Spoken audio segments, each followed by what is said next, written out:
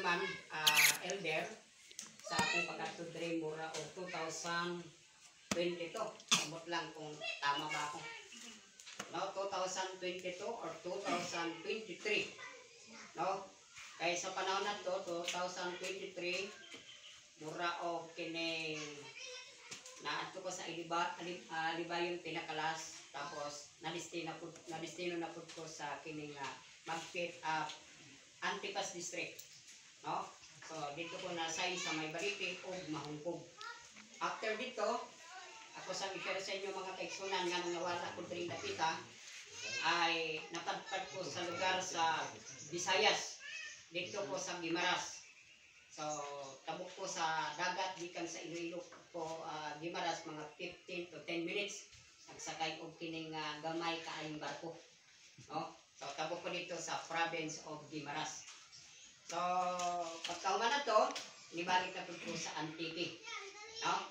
So nili ko na itong 2023 bulan sa December. Muna nga dali na po ko na destino sa President Ruas. O kaluyan ko, gipahunong ko karon sa Ginoo sa President Ruas. Muna nga nakalaag ni sister. Kay kung wato gipahunong diya sa Ruas, ang tud karon di gid ko makabisita kay nga naman na ako gigunitan ginabisita diya sa Ilustre. No, Ilustre sakop po na sa Antipas. So layo-layo. So nakadesisyon ni kanina mura og blanco ang amuna daghan kaayong mga musulod sa muna sister. Kung asa nimo bisita. Kay ko panahon na gid nga makabisita ta kay basig karong tuiga o January, February. Basig waon ko sa Ginoo either makilala or dire sa inyo dapit. Kay panangayan duga-duga kay medyo paspas pa ng oras. Kung may Biblia, basahin ninyo sa Galatia kapitulo 6, versikulo 9. No, kung may Biblia mas nindot kamo ang magbasa. No, kanang inyong cellphone gamiton. Sige mo diya sa Galatia 6:9. Pakibasa daw, sister, kung nabuksan niyo. Ay mo kabalaka kay atong palikamutan lubog lang din atong wali. No, Galatia kapitulo 6 versikulo 9. Nana? Basahon? Okay, pakibasa daw, bro. Busa dili kita magtinapulan sa pagbuhat og maayo. Kay kung dasigon kita muabot ang panahon nga makaani gayon kita. Okay. Sa bunga niini. Okay na. So, ato na siyang tagkaroon mga kaigsunan, kung ato na siyang sinsilyohon, kini nga bersikulo ha. Kay kung asa kumuwali mo ni akong ginagamit, no? Kay gusto na ko nga masanay ko ug ako po na siyang mag-practice kini nga bersikulo ha. Ako na siyang usbon mga kaigsunan, kay iba ang pagkasulti diri sa kini gitawag nga ang Biblia, no? Matod pa din o kinahanglan dili kita managkataka sa pagbuhat og maayo. Diha, isa ganito, mas madabasa? Busa dili kita magtinapulan. Kuyaw ka, no? Sa pagbuhat. Dili kita magtinapulan sa pagbuhat ug sa kani maayo. Ano man pud ning iba nga buotan man kini pughan kayo magbuhat og dili maayo. Majority, no? Mutanaw ta karon no, mo namangitay mga cellphone, namangitay radyo, natay TV.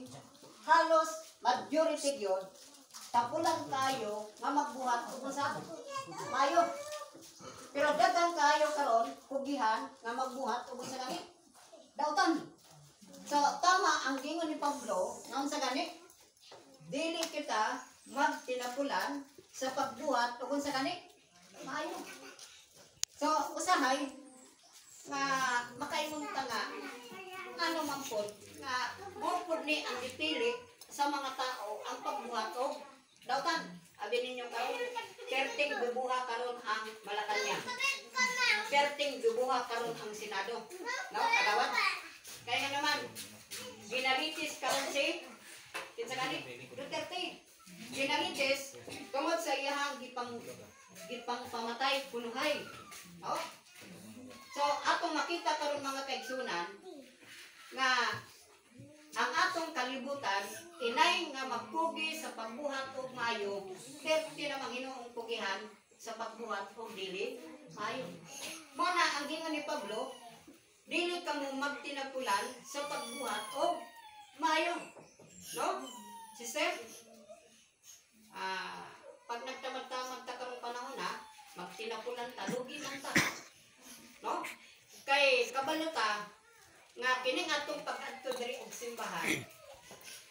Dili para imperno, kundi para langit. Amen? Oh, amot kung kinsay niadto lang diri og simbahan, atong nanaon. Gikan kami sa President Ruas niadto mi diri. Gastos pud ba yan ani? Diba magtubil? No? Jackpot na lang kung panintuhon niya ani. Balik kay kagawad mo rin, no? So, ang magpasabot is makita natin ba na bitaw nga atong gamiton kining matud pa sa akong bata is mindset ba, no? Atong gamiton kining atuang una-una kay ang atong kaaway baya karon 30 ka bright, 30 ka powerful. Wala kung ang atong pagtuperti ra gyud nga unsa ni 30 ka gamay, okay lang tong gingon ni Kristo na bisag unsa ninyo, bisag unsa ka gamay ang inyong pag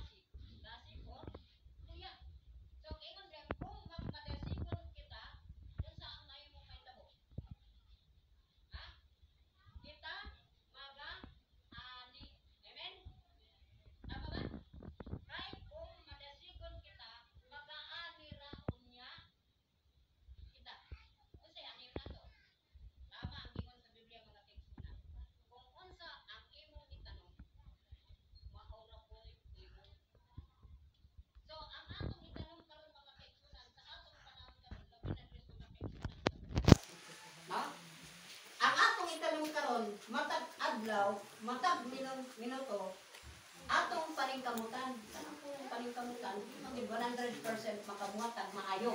Tama? Di 100% kay tawanon ta. Pero atong paningkamutan nga ang atong itanong, magbuhat gid ka og maayo. Amen? Kay kanang imong pagbuhat og maayo, imuha ra gid na maani. Kay kung magtanong ka karon kung sa ganit mo,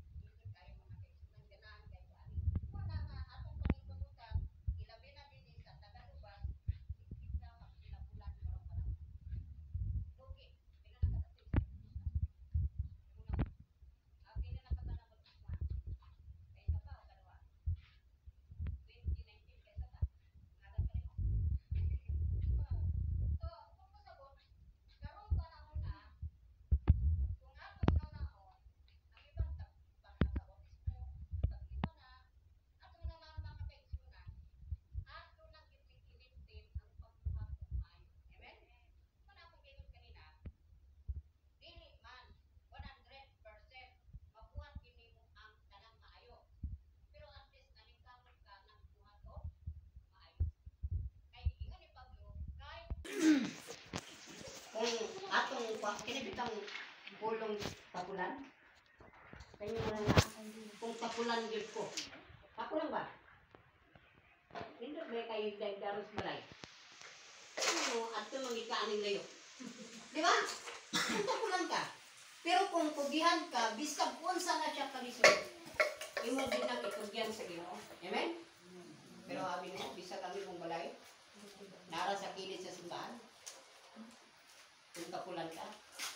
Ako nang ikaw. Tama? Oo. Pero di ako nagsultihan na. Kasi mga backslide mo. Hindi na akong ginunayo sa mugnaw na nga ako nag-istorya. Karoon kay si Pablo ginag-istorya. Hindi kita magpinapulan. Dungagan pa na to. Ha? Dungagan pa na to. Ingon pa dire sa unang Korinto, Kapitulo 15, 58. Ayan. Pakibasa daw. Unang Korinto 15, versikulo 58. Unsay gingon niya? Ayan.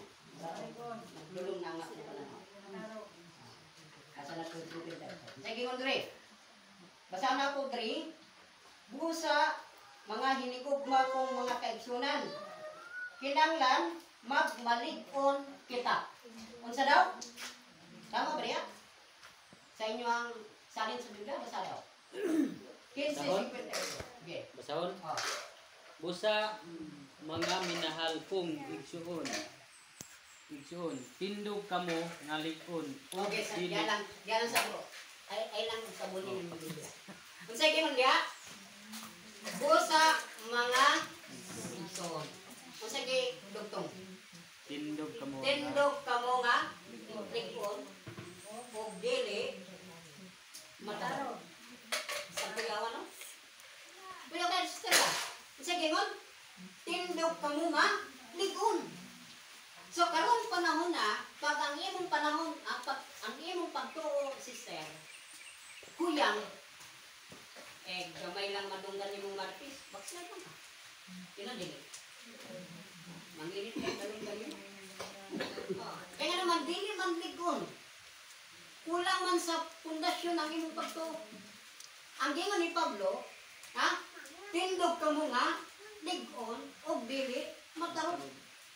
Sabot pa sabot, challenge ni sa Tagalubas nga tindog gid ka nga lig-on, nga dili gid ka matarong, nga kunay moabot ng mga unsa man na, mga bagyo sa atong unsa man bana, bagyo man na.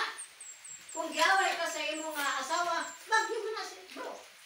Kung wala kay trabaho, bagyo dili. Bagyo. Oh. Kung giaway ka sa imong silingan, ginamaritis ka sa imong silingan, ginaaway ka sa imong kapariho nga pagtuo, bagyo na sa kinabuhi.